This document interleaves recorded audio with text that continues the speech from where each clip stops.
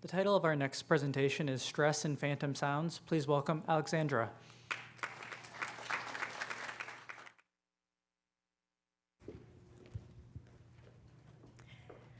Have you ever been to a concert or a sporting event and it's so loud that you can't even hear the person right next to you? And maybe even there's special effects like fireworks or explosions. And you wake up the next morning and your ears are ringing. It's annoying, isn't it? Now imagine having this ringing in your ears all of the time. This is called chronic tinnitus, and it affects 12 million Americans. Now, I'm sure you can imagine the emotional impact that this phantom sound has on the person. It's not created by anything in the environment. It's literally being created by the person's brain, and it's always there.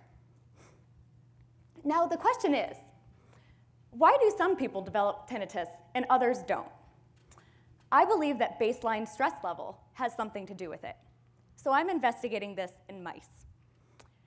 The first thing I'm doing is measuring the mouse's baseline stress level by looking at hormones and behavior. Then I'm exposing them to a very loud sound, which will cause tinnitus in some animals, but not in all of them. So then I'm going to determine which animals have developed tinnitus. So you're probably wondering, how do I know whether a mouse is experiencing ringing in their ears?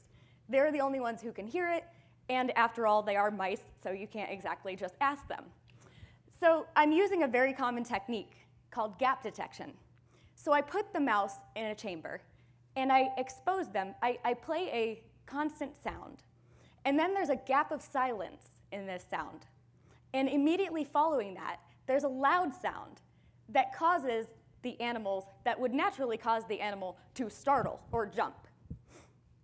Now, in normal animals, this gap of silence before the sound causes a reduction in the jumping response. But in tinnitus animals, there's no reduction in the jumping response.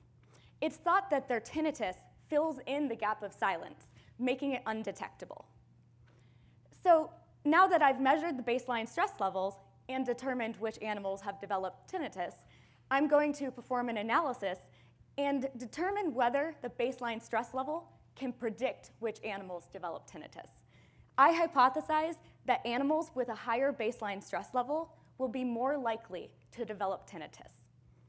Now, the reason my work is so important is because this is something that affects so many people around the world, and we really don't know what causes it.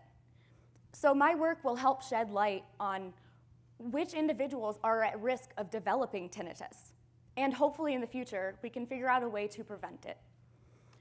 I want people to be able to live their lives listening to the sounds in the world around them, not the ringing in their ears. Thank you.